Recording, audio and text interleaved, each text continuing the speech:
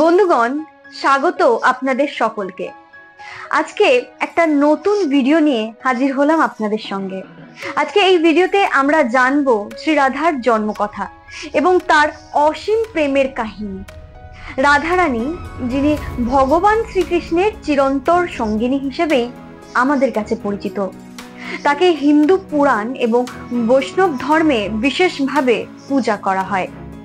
রাধার জন্ম নিয়ে বিভিন্ন পুরাণ এবং লোককাহিনীতে নানা ধরনের বিবরণ পাওয়া যায়।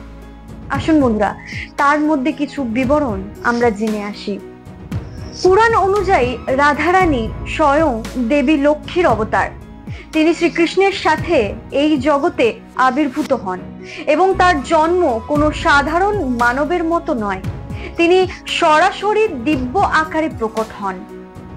বৃন্দাবন ঐতিহ্যে বলা হয়, রাধার বাবা বৃষভানু একদিন যমুনা নদীতে সোনালী পদ্ম ফুল দেখতে পান। সেই পদ্ম ফুলের মাঝে ছোট্ট রাধাকে দেখতে পান, যার চোখ তখনও বন্ধ।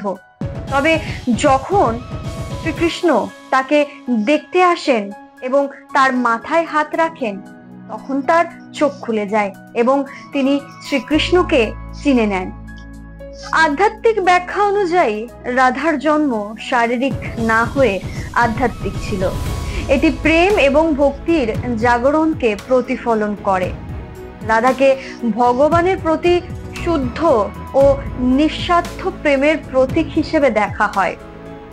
অন্য একটি কাহিনী অনুযায়ী রাধা শ্রীকৃষ্ণের বাম দিক থেকে প্রকটিত হন, যা তাদের অবিচ্ছেদ্য সম্পর্কের প্রতীক। তারা একে অপরের পরিপূরক, একই দিব্য সত্তার দুই দিক।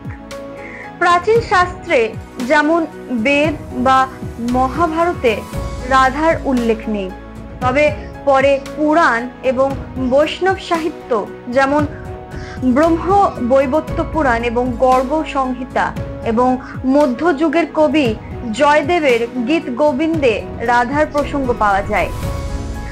রাধাষ্টমী উৎসবে রাধার জন্ম এবং জীবনের উদযাপন বিশেষভাবে পালন করা হয়। শ্রীকৃষ্ণের প্রতি রাধার প্রেম হলো আধ্যাত্মিকভাবে আত্মার এবং পরমাত্মার সম্পর্কের প্রতীক। রাধা সেই আত্মার প্রতীক, যা চিরকালীনভাবে পরমাত্মার সাথে মিলনের জন্য আকাঙ্ক্ষা করে।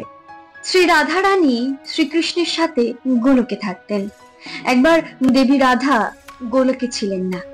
সেই সময় শ্রীকৃষ্ণ তার এক বন্ধু বিরাজের সাথে গোলকে ভ্রমণ করতে বেরিয়েছিলেন। এ কথা শুনে রাধাজি রেগে গেলেন এবং সঙ্গে সঙ্গে শ্রীকৃষ্ণের কাছে গিয়ে তাকে ভালো মন্দ বলতে লাগলেন। এই দেখে কানহার বন্ধু শ্রীদামার খারাপ লাগলো এবং তিনি রাধাকে পৃথিবীতে জন্ম নেওয়ার অভিশাপ দিলেন। রাধাকে এত রাগান্বিত দেখে বিরাজ সেখান থেকে নদী রূপে চলে গেলেন। এই অভিশাপের পর রাধা শ্রীদামাকে অসুর বংশে জন্ম নেওয়ার অভিশাপ দেয়। দেবী রাধার অভিশাপের কারণে শ্রীদামা শঙ্খচূড় অসুর রূপে জন্ম নেন, যে পরে ভগবান বিষ্ণুর একান্ত ভক্ত হয়েছিলেন এবং দেবী রাধা বৃষভানুজির কন্যা হিসেবে পৃথিবীতে জন্মগ্রহণ করেছিলেন। কিন্তু বৃষভানুর স্ত্রী কীর্তি দেবীর গর্ভ থেকে রাধার জন্ম হয়নি। যখন শ্রীদামা এবং রাধা একে অপরকে অভিশাপ দেন, তখন শ্রীকৃষ্ণ রাধাকে বলেছিলেন যে আপনাকে দেবী কীর্তি এবং বৃষভানুর কন্যা হয়ে পৃথিবীতে বাস করতে হবে। সেখানে আয়ান নামে এক বৈষ্ণবের সঙ্গে তোমার বিয়ে হবে। আয়ান আমার অবতার হবে এবং তুমিও পৃথিবীতে আমার প্রিয় হয়ে থাকবে। সেই রূপে আমাদের সইতে হবে বিচ্ছেদের বেদনা। এখন পৃথিবীতে জন্ম নেওয়ার প্রস্তুতি নিন। জাগতিক দিক থেকে দেবী কীর্তি গর্ভবতী হন এবং তাকে জন্ম দেয়, কিন্তু বায়ু যোগমায়ার অনুপ্রেরণায় দেবী কীর্তির গর্ভে প্রবেশ করেন এবং তিনি বায়ুর জন্ম দেয়। যখন তিনি প্রসব বেদনার মধ্য দিয়ে যাচ্ছিলেন, ঠিক সেই সময়েই দেবী রাধা কন্যা রূপে আবির্ভূত হন। বন্ধুগণ, আজকের এই ভিডিওটি আপনাদের কেমন লাগলো? যদি ভালো লেগে থাকে তবে লাইক, কমেন্ট, শেয়ার করুন এবং আমাদের চ্যানেলটি সাবস্ক্রাইব করতে ভুলবেন না। আবারও দেখা হবে নতুন কোনো গল্প নিয়ে। ততক্ষণ ভালো থাকুন, ভগবান শ্রীকৃষ্ণ ও রাধারানীর আশীর্বাদে আপনারা সকলে সুস্থ থাকুন।